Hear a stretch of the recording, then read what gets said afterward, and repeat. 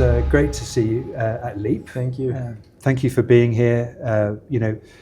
What I'm trying to do here as the CEO of Tahaluf is to meet with the interesting protagonists, attendees of our events, and find out from them what their impression is of them, and maybe we can get some good feedback about how we can improve, or ways in which you've had experience elsewhere in your career, which we could get some inspiration from as event organisers.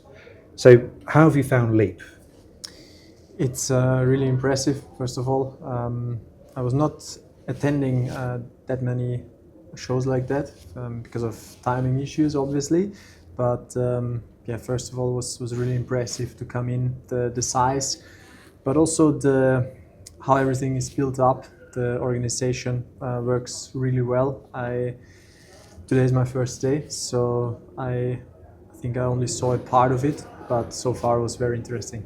Oh, that's good to know. So you've been to Riyadh before, I know that. But was this what you were expecting? Did you expect something of this size, or did you think it would be, smaller or different? What was did you have any expectations? Yeah, of course I had some expectations. I was in Riyadh once before, but in another part of the city, and for tennis reasons back then. So I was spending only the time in the hotel and in the stadium. But as I said, it was in another part of the city, so I didn't really know what to expect from the size of this venue and everything. But it's very big, I have to say. It's very impressive as well, and also the drive is very interesting to come here. And so I was very impressed, and something new for me as well. Most people who watch this will know you as a superstar tennis player. You've had great success in your career. Is that what you're doing here? Are you interested in sports tech? What's the reason why you're here?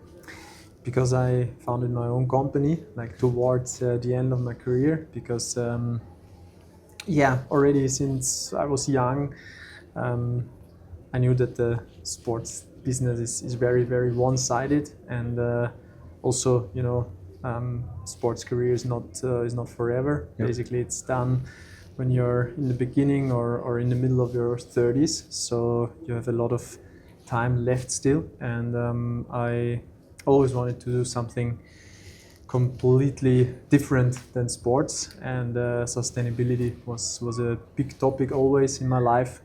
So I wanted to do something in this kind of direction, and so I was trying to find out what I'm interested in, and what are also firstly in Austria the possibilities, and we ended up in the renewable energy sector.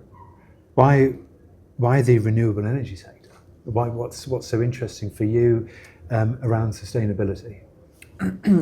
It's a very important topic since I'm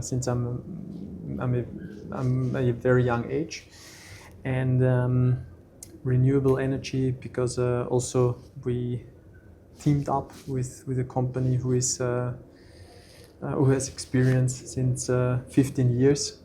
Also, of course, wouldn't be possible without them, because they have so many experience, and we are completely new in this topic. And I think it fits together very good with the possibilities in Austria, with my interest in sustainability, with their experience, and that's why we are doing this now. There's probably very few countries you could go to in the world that are better placed for energy transition and new forms of energy and innovation in energy than Saudi Arabia, right? It has the giants operating within this sector, and has done for decades. So is that the reason why you're in Saudi? Are you hoping to meet new business partners, new investors, or something like this? What's the reason for it? Of course, as well, there are some reasons why we are here. First of all, because it's a very interesting show, impressive venue, but also, of course, to spread our story, to spread our idea, and also because there are many interesting people and big players of the energy sector here, and that's why it's amazing that we can be here. You know, I think one thing that would be quite interesting to understand is what products or what services your company is offering. How does it benefit your customers, your clients? Could you tell us a little bit around that? Yeah, of course. The first product of us is a platform where all the people from Austria can trade electricity they produce themselves, and they trade it within the community. That's our first product, and now we are building up the platform, and with all the background knowledge also from other people, we are trying to bring in new products and of course also new technologies, and that's why we are also here to see what's around and to see what can be helpful for us. That's quite interesting. You know, people often refer to, a country being a net exporter of energy or an importer of electricity or something like this. But within a community, are you literally talking about a house creating its own energy through maybe solar panels and then having a surplus and selling it to his neighbor? Is that how it works? Exactly, that's how it works. Exactly, yeah. Like one house has solar panels on the roof. They're producing too much energy, and then there's a family in an apartment in a city in Austria. They don't have solar panels, so they get the electricity from the house. Yep. So basically, the ones who don't have solar panels on the roof or cannot have because they live in the city, they get virtual photovoltaic, and that's how it works, and you can trade the electricity within the community. I've interviewed in the past actually other sports professionals as well, sportsmen, and they've been elite sports people, and they've decided the next thing that they go into is something that gives them a sense of purpose. That's not to say that the sporting career didn't give them a sense of purpose, but they wanted to be sure that the next thing that they did gave them a real sense of purpose. And I get that impression from you. You said from a young age sustainability has been important. And so is that fair? Because I'm assuming you come from a great career, you've reached great heights, you've probably made yourself some good money, and at the end of that, if you're going to go and work for the next 40 or 50 years, you're going to want it to be something that gives you a level of joy, right? Is this giving you joy? Yes, definitely. Joy and purpose. I want to do something good for both the environment and also for the community. Because when I played tennis, it was also the same. I was also trying to give purpose to a lot of kids who loved watching me play. Yeah. And after the tennis career, of course, it's not possible anymore in that way, that I'm on the court, that I'm an idol for many kids. So I had to find something else what still gives me joy and still gives me purpose, because it's super important, I think, to get also a sense in life. And we found a good thing now. I'd like to ask your advice on something. We're event organisers. We're trying to organise these big, meaningful, impactful events. We want people to be able to come here and feel that they are making business or they're making an impact. Something's happening which is important to them. I'm sure you've been invited to many events in the past and you've attended, and you'll have probably seen some that are brilliant and some which are terrible. So I'd like to get your perspective. Firstly, as somebody who is a famous person, a famous persona, your talent.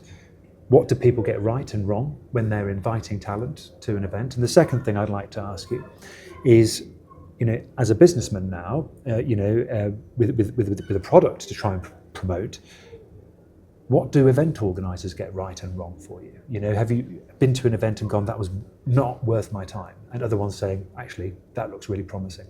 So if I ask the first question first about, as talent, what goes right, what goes wrong from an event organiser's perspective? Honestly, there was nothing going wrong yet. I mean, everything good to hear. was really good. Yeah, sure. But you've only just arrived, so Yeah, there's exactly. plenty of But, time. yeah, but still, there can be already quite a lot of space for like bad things going on. For example, the transport or the coming to at events I was attending in the past, like mainly sporting events. They had already some big issues with the transport, so it was almost impossible to arrive on time, which is one of the most important things, obviously, in business. So And then you're stressed and exactly, you cannot prepare for your meeting. You're all the time scared to come late, so that was perfect. And also here, how everything is organized is great. And yeah, let's see tomorrow. But I'm really looking forward to. We got a lot of time to present our company, to present our product, and I think also the amount of people here attending and the amount also of CEOs and of important people is huge. So I hope that we can meet a lot of them and exchange ideas and talking about everything. So that's interesting, because you're going to get a lot of people wanting to meet you because they're tennis fans, right? you are. But you're going to want to meet a lot of people because they're interested in business. Okay, they're probably two different types of people. They're two, separate. So for someone like you, would it be fair to say a more curated series of business meetings? So you know who you're meeting before you arrive. Is that something you prefer than just being out there and casting a net out? Both is fine, honestly, for me. To just be out there and meet people, it's super interesting because, first of all, I think I'll always be like now an ex-tennis player because that was my first career, and that's also very good like that. But of course now I'm a businessman, and I also want to talk to people that way. But those things, they don't have to exclude each other, because also those two worlds, they have a lot of things in common. So it can be very interesting to talk about it. But I think it's a good mix to set up some meetings before, so their schedule. But at the same time also to just be out there and meet randomly people, and can also turn out to be super interesting. That's the best, we get different types of celebrities that come. Some that don't want to be seen, they want to be, in a private environment. And others, you're like, where's he gone? And the next thing, he's in the middle of a crowd just talking with everybody, and I think that's a really nice approach. And we sometimes now with Leap even get celebrities we don't even know who are coming. They're here because they're investors and they turn up. I remember a couple of years ago I bumped into Rio Ferdinand. I didn't know he was coming either, so it's that kind of a show. Look, one final question for you, if that's all right. You said that there are similarities between your sports career and business, some things that help each other. What would those be, do you think? Something that made you successful in sports, which can make you successful in business?